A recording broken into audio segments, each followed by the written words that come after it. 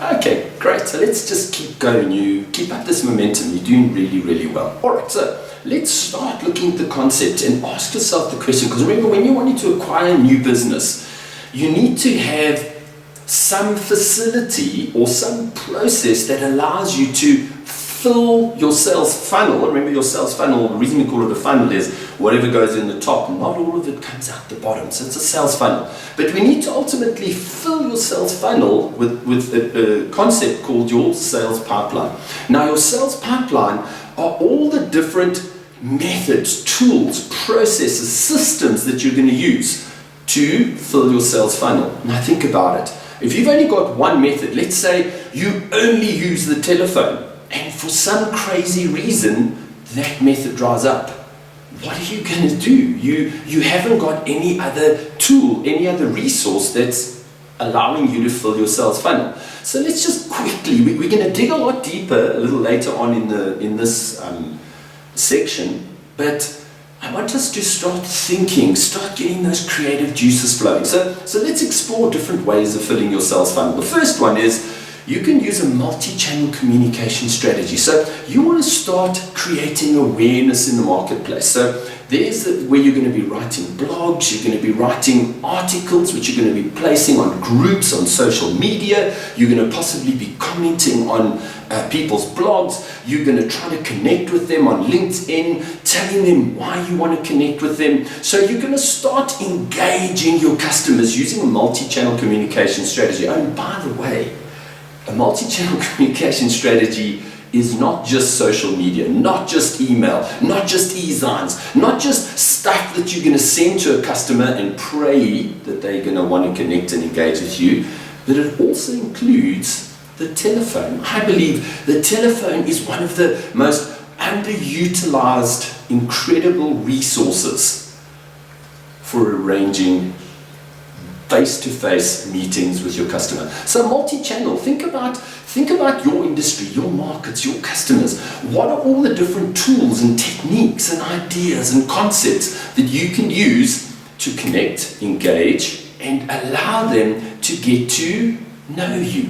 Next, we have a look at social media, right? So social media has so many opportunities, right? Right from being able to post articles on LinkedIn, on the normal feed, posting articles on Facebook even, things you're going to post on Twitter. But what about using groups? When you join LinkedIn, you can join 100 groups. So you find 100 groups with people that are part of your tribe.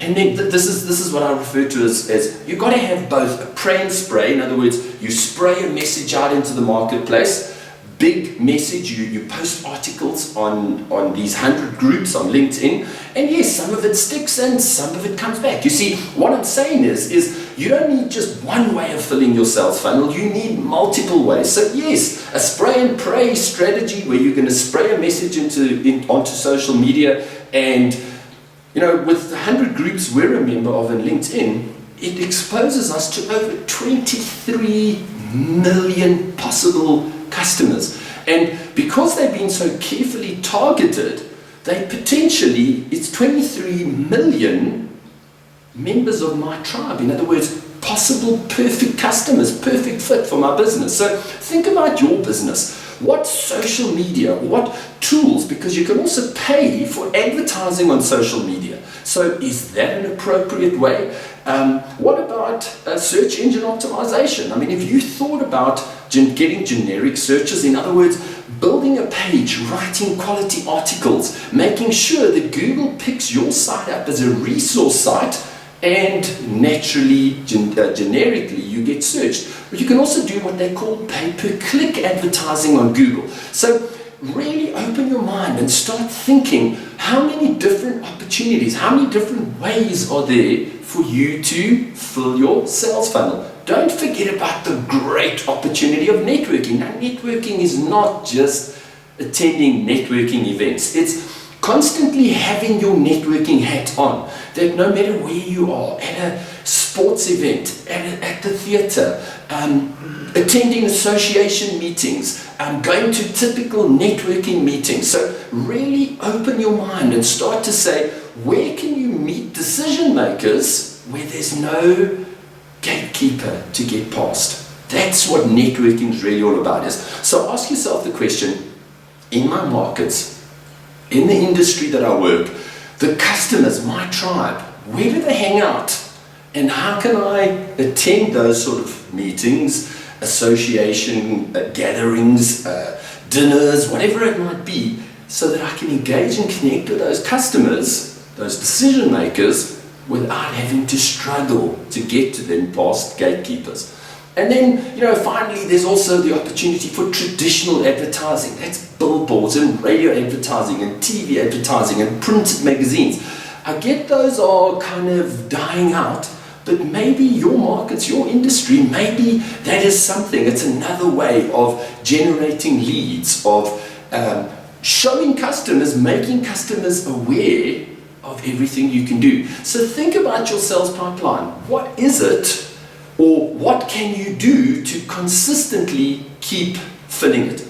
Let's quickly have a look and let's understand. So we've spoken about your sales pipeline. It's your sales pipeline are all those methods, those systems, those processes that you use to fill your sales funnel. Because remember, like I said, everything that goes into your sales funnel, we call it a funnel because everything that goes in doesn't come out at the bottom. We lose. There is a definite decline in the business that comes in and the business we manage to close at the bottom. So let's talk about it, right?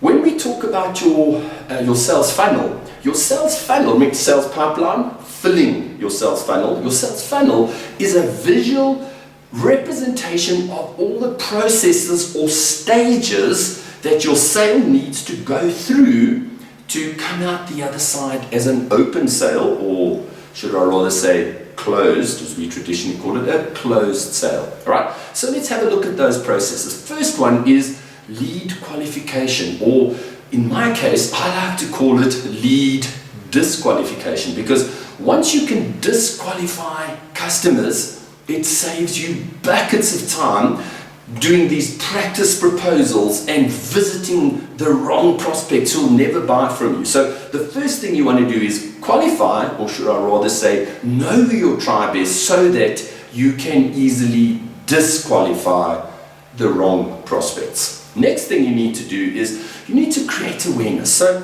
what are you going to do in your marketplace to make your customers aware of you? Are you going to write blogs? Are you going to post those blogs in groups? Are you going to comment on other people's blogs? Are you going to use other social media methodology, pay-per-click with search engine optimization?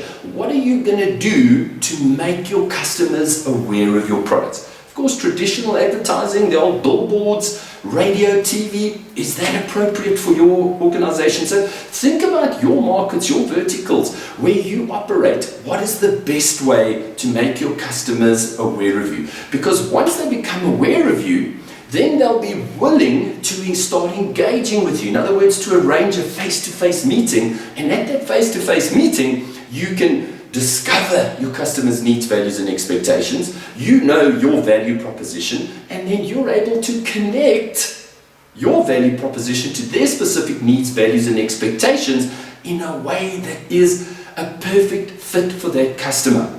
So how are you going to do that? How are you going to create awareness? From awareness, find a way to arrange that face-to-face meeting. Then once you've had the face-to-face meeting, create an amazing proposal, because the proposal is where you actually get to connect your value proposition to your customers' specific needs, values, and expectations. Once you've presented the proposal, we now go into the engaging phase, or should we rather say the evaluation phase. So your customers looked at your proposal and they've gone, wow, I can really see how your organization's product or service will help my organization go into an optimized state. But how does that compare to my current supplier? How does that compare to other possible suppliers? So going into the evaluation phase, what are you going to do to support your customer to easily evaluate your product or service. Remember, part of the differentiation process already starts with evaluation, because if it's really hard to see whether your product is any better, whether your service is going to help them to do things smoother, faster, whatever it might be, unless you can do that easily, sales becomes difficult. So we want to make your selling process as simple as possible. The way to do that is just during the evaluation phase, you've got to have a system, a way of allowing your customer to effortlessly evaluate your product or service. Because it's during that evaluation phase that you can already start to differentiate your product. It's during that evaluation phase when you show your customers, look, recorded testimonials are wonderful for trust transference, running trials and tests, doing a mindstorming session to showcase what you can actually do. So think about your own market and industry and verticals and where you operate, your customers.